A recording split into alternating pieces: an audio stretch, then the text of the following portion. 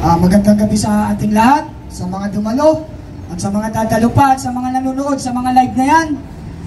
Maraming salamat po sa inyo. At gayon din po sa mga kapulisan natin na mga nagmamadiyag para sa kapayapaan sa lugar na ito. Maraming salamat po sa inyo mga kapulisan. Tunay nga po na kayo ay lingkod bayan. Ako po si Ferdinand de los Reyes, isang OFW advocate, leader na tumutulong sa mga distressed OFW natin. Retired na po ako. 21 years of service po ako nag-abroad. 8 years sa Saudi Arabia at 13 years naman po sa United Arab Emirates. Ako po ay isang dating Marcos loyalist. Leader. Hindi po supporter. Leader. Dahil ang buong akala ko po ay magiging maganda ang kinabukasan ng ating bansa at ng mamamayan. Nakakalungkot isipin na noon nakikipagdigmaan kami para ipagtanggol ang Pangulong ito. Nataliwas ang nangyayari ngayon. Instead na paunlarin ang ating bansa, ay ugat pa ng pamumulitika. At nasira ang kanyang mga pangako sa amin bilang isang leader. Napakaganda ng aming naririnig sa kanya nung mga panahong kami magkakasama pa. Subalit nang makita ko ang kanyang kaibahang pag-uugali dahil nung nag-unit team, ang laki ng naitulong ni Ma'am Sara Bibi sa kanyang kandidatura. Nakakalungkot isipin dahil instead na magpangulo si Bibi Sara Duterte ay hindi na po ito nangyari. Dahil sa pakiusap ng mga Marcos na mag-Vice President na lang. At dahil nga ako'y Marcos loyalist nung mga panahon na yon, ay sinuportahan ko rin po si Ma'am Sara Duterte na nakita ko na tunay namang naglingkod sa ating bayan. Subalit, nakakalungkot isipin na yung unit team na binuo ni Marcos at ng Duterte ay winasak mismo ni Pangulong Marcos. Doon nagsimula ako mag-isip dahil wala akong nakita sa panunungkulan ni Pangulong Duterte na hindi makatao at hindi makabayan. Ang lahat ng ginawa ng ating dating Pangulong Rodrigo Roa Duterte ay puro pagmamalasakit sa ating inang bayan at sa mamamayan dito. Naramdaman ko ang kanyang pagmamahal sa atin. Kaya't nang makita ko ang naramdaman ko na ibang Marcos na ito, ako'y nag-withdrawal of support at tumalikod sa kanya. Hindi po ako bumaliktad, hindi po ako bumalimbing. Ako po ay nagising sa katotohanan na walang pag-asa ang incompetent leader sa panahon natin ngayon.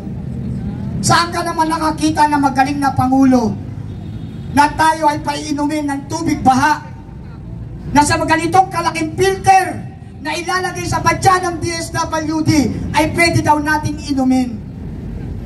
Grabe. Nakakalungkot isipin. Puro pamumulitika ang kanilang ginagawa sa ating bansa.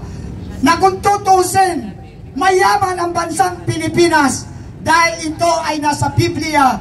Itong bansang Pilipinas ang tinagurinang lupang pinangako. The promised land is the Philippines.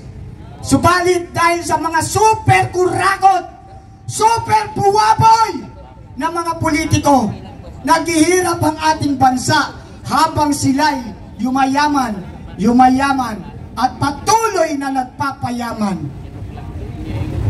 Yan ba ang tamang tawagin public servant? Yan ba ang ating mga politiko na magpapaunlad ng ating bansa na sila pa ang nagnanakaw ng ating mga yaman?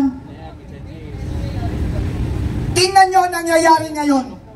Ang mga kapitbahay nating bansa, ang Japan, ang Korea, ang Taiwan, ang Hong Kong, ang Malaysia, Indonesia, Thailand, Vietnam, ay umaangat na at kinikilala na paunlad na bansa.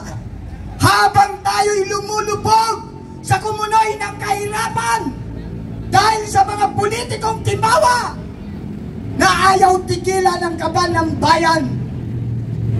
Maawa naman kayo sa bansang Pilipinas at sa mamamayan nito. Kayo ang dapat na nagpapaunlad ng bansa dahil kayo ang mga taong gobyerno. Kayo ang mga may kapangyarihan. Kayo ang mga abogado. Kayo ang mga public servant. Subalit ano ang ginawa nyo sa bansang Pilipinas? Isang malaking kahihiyan. Mga punyeta. Ako, hindi ako marahas na tao. OFW ako. Bago ako lumabas ng bansa, katakot-takot na screening, katakot-takot na NBI, police clearance, kung ano-anong kalit yan. Bago kami makalis ng bansa. Kung may kaso ka, hindi ka makakalabas kahit barangay lang ang kaso mo. I mean to say, I am law-abiding citizen. Hindi po kami mga gumagawa ng kaguluhan.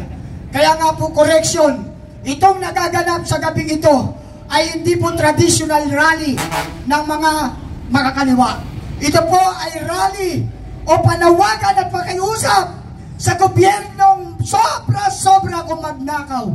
Sana naman maisip nyo na paunlarin ang bansang Pilipinas. Hindi lamang ang inyong mga pamilya, hindi lamang ang inyong mga luxury life ang iniintindi nyo. Intindihin nyo naman sana ang bansa at ang mamamayan nito na sobra-sobra ng kahirapan. Tama na ang pamumulitika. Pansinin nyo ang kuryente. Dahil sa sobrang pamumulitika ninyo, hindi nyo na naiisip kampanan ang mga trabaho nyo. Hindi na kayo nakakaisip ng gumawa ng batas sa ikaunlad ng Pilipinas at ng mamamayan dito. Bagkos tirahan kayo ng tirahan, banatan kayo ng banatan, habang ang bansa natin ay nalulugmok na sa tubig baha. Habang ang bansa natin niyayanig na ng Panginoon upang gisingin ang mga puso niyong mga politiko na sobra-sobra lang nangungurakot. Kaya nga ang tawag ko sa inyo, mga buwaboy. Bakit buwaboy? Buwaya sa kapal ng balat at baboy kung lumabon ng pondo ng bayan. Kayo po ay mga tunay na buwaboy. Hindi po kayo mga public servant. Pansinin nyo, tama yung sinabi kanina ng isa nating tagapagsalita. Bakit talagay sa ombudsman itong seremonya na hindi naman siya qualified? Dahil unang-una, kung siya mismo ay mayroong kaso. Pangalawa, ang anak na mismo ay mayroon ding kaso. Pero bakit ito ang inilagay sa ombudsman? At bawal din po naman na maglagay ka sa isang pwesto na merong kasalukuyang pwesto sa DOJ. Binakante mo ang DOJ, pumunta ka sa ombudsman. What is the heck? Ano ibig sabihin yan? Paano na yung mga may kaso doon na sinampahan previously na mga kaalyado nila? Split second, kaya na nilang purahin yun. At wala nang makukuha mustisya ang mga nagsampa ng kaso doon. Dahil manipulated na po. Ganyan po karumi ang gobyerno natin ngayon. Kaya kami ngayon narito, hindi upang papagsakin ang gobyerno. Correction, hindi po para papagsakin, kundi para ipanawagan at ipakiusap na kung maaari, kung may puso ka, Pangulong BBM, it's better to step down because you are incompetent leader. Kawawa naman po ang bansa at mamamayan. Gayahin mo na lamang po ang iyong ama na nung makita niyang matindi na ang kaguluhan, nakita niya mga sundalo ng kabila at sundalo ng gobyerno ay magkakagulo at magpaparilan. Nagkaroon siya ng napakamagandang decision making, ang umalis at sumama sa mga Amerikano sa Hawaii. Dahil po ayaw niyang dumanak ang dugo ng Pinoy sa Pinoy. Ayaw niyang makita na ang mga Pilipino ay nagpapatayan sa kanyang harapan. Aanuin niya ang pesto kung ang mga mamamayan naman ay isa-isa nang namamatay. Kaya nagdesisyon siyang umalis na at naging mapayapa ang lahat. Kaya kami narito, ipinapanawagan namin, ipinapakiusap namin sa Pangulong BBM na kung maaari, it's better step down para sa kapayapaan at kaunlaran ng ating bansa. Walang makapal na muka pag kumilos na ang kapangyarihan ng Diyos. Walang Diyos yun. Kung wala sa Diyos, tayo may Diyos. Dahil tayo ang nakikiusap at tayo ang pinakapektado dito. At ito'y gabi-gabi natin ipinapanalangin. Ako, honestly speaking, ipinagpipray ko ang ating bansa na sana magkaroon ng kapayapaan. Ayaw natin ng marahas na digmaan. Ayaw natin ng marahas na kaguluhan. Pro-peace po tayo dito. Kaya nga ang mga kapulisan natin, tignan nyo, nawala na. Hindi na tayo binantayan. Bakit? Nagtiwala na sila sa mga naririnig nila na tayo ay hindi traditional rallyista. Tayo ay hindi mga rallyista para manggulo o para mangwasak ng gobyerno. Tayo ay narito upang ibahagi ang ating mga sentimento, ang ating mga karanasan, ang ating mga paghihirap, at upang iligtas ang ating bansang Pilipinas at sa ating mga next generation. Sana naman po, mahal na Pangulong BBM, pakiusap at panawagan namin sa inyo. Sana kung mahal nyo ang bansang Pilipinas, it's better to step down. Magiging hero ka pa. Dahil sa pagbaba mo as per konstitusyon, dapat kung sino ang dapat sumunod, siya ang dapat sumunod as per konstitusyon. Sana naman, kayong mga politikong kurakot, kapag hindi kayo nagbago, kayong mga congressman, kayong mga senator, kapag nagpatuloy pa ang inyong mga pagnanakaw, it's better to shut down the Congress. Dahil wala naman kayong mga silbi. Kayo lamang ang ugat ng kahirapan. Kayo lamang ang ugat ng pagdurusa at pag-iyak ng aming mga anak. Dahil sa mga darating na panahon, baka hindi na namin mapag-aral ang aming mga apo dahil sa sobrang taas ng mga tuition fee. Kaya habang may panahon pa kayong mga politiko, huwag niyong i-underestimate kaming mga mamamayan. Dahil kami ang nagluklok sa inyo, kami rin ang magpapaalis sa inyo. Dahil ang tunay na kapangyarihan at ang tunay na gobyerno ay kami. Kami. Nabuhay ang bansang Pilipinas na walang mga senador, walang congressman, walang presidente. Noong panahon ng panahon. Wala. Pero nabuhay ang Pilipinas. Kaya kung kayo rin lang naman mga congressman, hindi lahat ng congressman, hindi lahat ng senator ay masama. Meron dyan ilan-ilan na magagaling at matatalino at ginagampanan ang kanilang pagiging politician. Naglilingkod ng tama. Subalit ang masama, kulang na kulang sila sa numero. Kapag sila hindi umayon sa mga tarantadong politiko, pagkakaisahan sila at iti-demoralize at sisirain ang pagkatao hanggang sa matanggal ito. Ganun po ang laro ng politika sa atin, napakarumi. Tingnan nyo si Congressman Kiko Barsaga. Isang bagong congressman, batang-bata. Subalit meron siyang pagmamahal sa ating bansa. May pagmamalasakit. Ano ngayon ang ginagawa nila? Sinisilipan nila ng butas para matanggal ito o para tanggalin ito.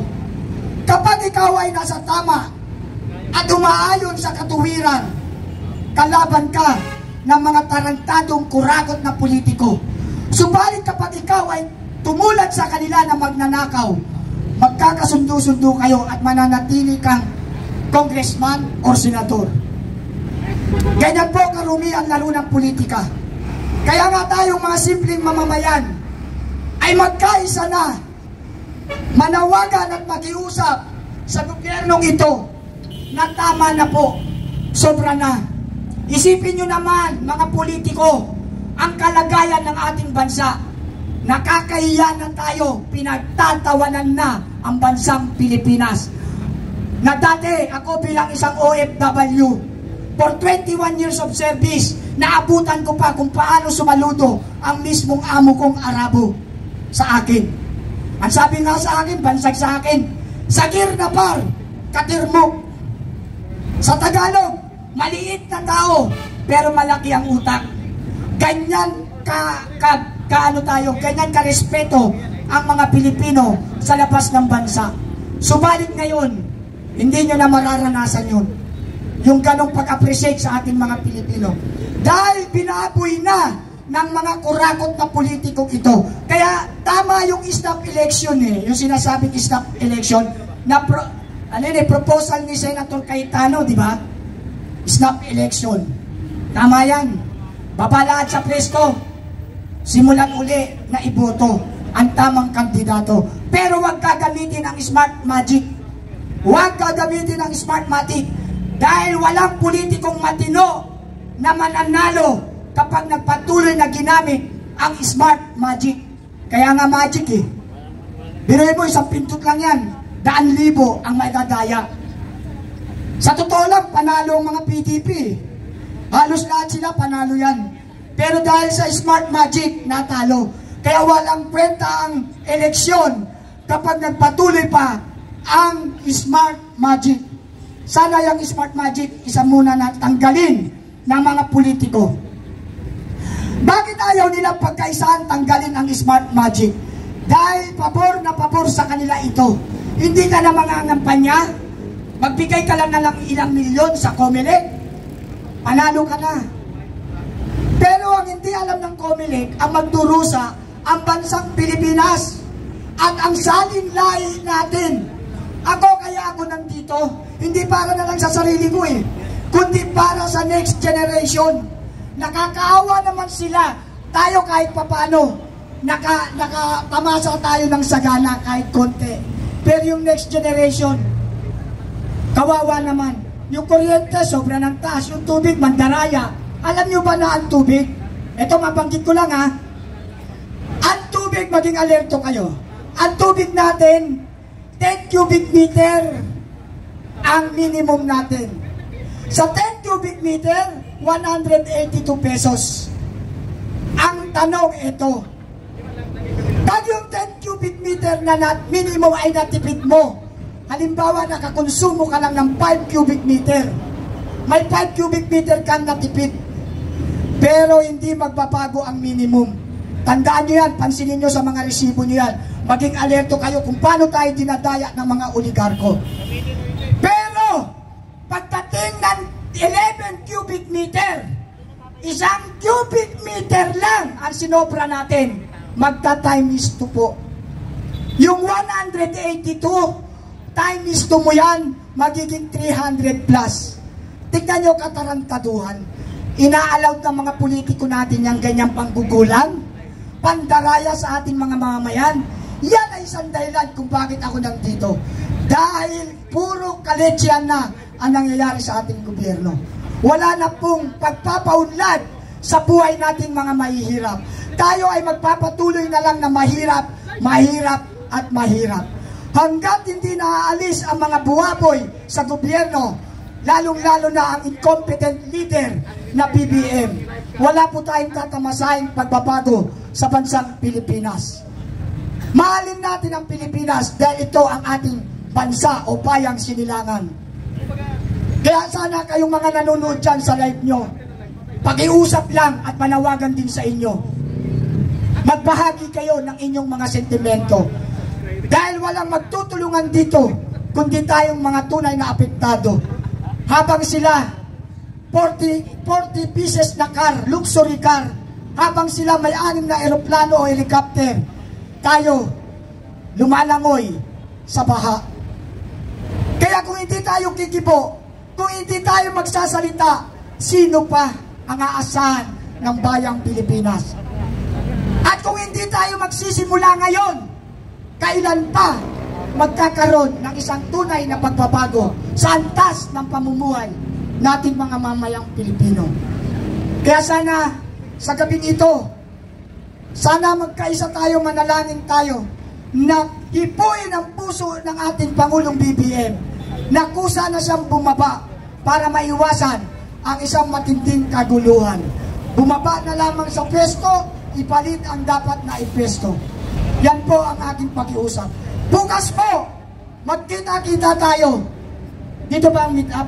Magkita-kita tayo dito at sama-sama tayong pupunta sa bahay ng pinakabuhaboy para iparinig ang ating hinaing at sentimento upang iparinig na tama na, sobra na. Yan pa nga isang nakakapagtaka no? Mayayaman na sila, over property na sila, pero hindi pa rin tumitigil. Takbo pa rin ang takbo, takbo ng takbo, kandidato ng kandidato. Ayaw na bigyan ng pagkakataon ang mga bago. May bagong papasok, tatayain pa. Hindi lalabanan ng parehas dahil ayaw nilang tumigil sa kakabuwaboy. Pag mayaman ka na, tama na, tigil na, baba ka na. Ibigay mo naman sa bago, maraming gagawa niyan. Yung ginagawa mong pagnanakaw, sobra na, tama ka na. Ibigay mo naman sa walang alam. Yung sa tunay na magsiservisyo para sa gobyerno at para sa tao. Yung ang puso ay may takot sa Diyos. Yan ang tunay na politician. Why politician called public servant? Tinawag kayong public servant, hindi para kayong paglingkuran. Tinawag kayong public servant para paglingkuran nyo kami. Kami na ang tunay na nagalal sa inyo. Pero tulad nga ng sabi ko kanina, dapat abolish ang smart magic para magkaroon ng patas na labanan. Kung maaari, balik to manual. Para the real essence of voting, the real essence of election ay maramdaman natin.